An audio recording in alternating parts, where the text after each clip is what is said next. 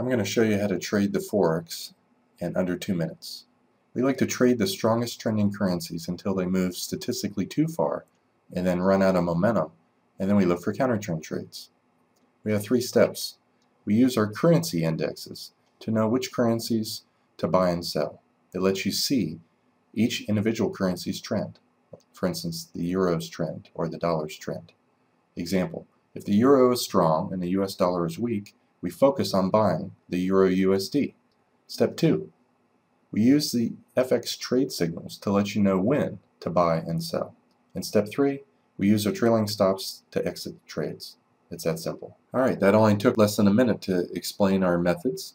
Now if you'll give me another 5 to 8 minutes of your time, we can show you multiple examples.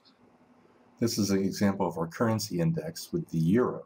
And it shows you that the euro is trending up. It's above its hourly moving average and breaks out right here at 4. It's clearly very strong. Here's the pound. You can clearly see it's underneath its hourly moving average and breaks out to the downside here a little bit after 4 o'clock. So its trend is down. Here's the dollar. It had a tremendously weak, super weak day yesterday and then was going sideways. And it broke out to the upside at 7. Because it's down so much, it's very likely to get a bounce off the lows. And so when the pound is weak and the intermediately strong dollar, you're looking to sell the pound dollar. So with the pound's trend likely to be down, the dollar being down substantially yesterday and likely to get a bounce, we're focusing on sells. That one worked, this one failed, this one worked, this one worked, and this one worked. So when you get a sell signal, you enter at the close of that bar, and you would get out when it goes above the trailing stop. So you made about 10, 20, 22 pips there, short here, out here, made 10, 20, 25 pips on that one. This one, very, very small win, small loss. And the key to trading is big wins and small losses. You can see that the wins are substantially bigger than the losses. To finish, I'll just show a currency that most people like to trade, the euro dollar.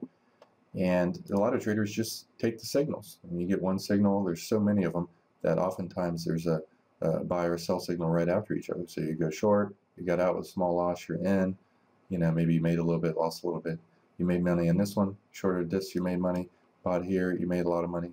Short here, made a little bit. Bought here, made a little bit. Short here. You know, this one's a failure. This is a small win, nice win, loss, loss, nice win, huge win, and you probably were still in that trade, but if you weren't, another nice win. And the key again to trading is having substantially bigger wins than losses. Here's a good example of this with the euro yen. You're going to have a bunch of small wins and small losses. For instance, when you got short right here, probably had a small loss there. You bought, you had a pretty decent sized potential win. You have a loss right here, a nice win, a small win, probably a loss on that one, a win on this one, a loss here, a win here, huge win here, moderate size win, decent size win, and a small 5 to 10 pip win. But the key is by trading with the trend until the market moves statistically too far, and that's why we're selling up here at the extreme highs, because the market's more likely to reverse, and when it does, oftentimes it's going to make these big 30 to 50 pip counter trend moves.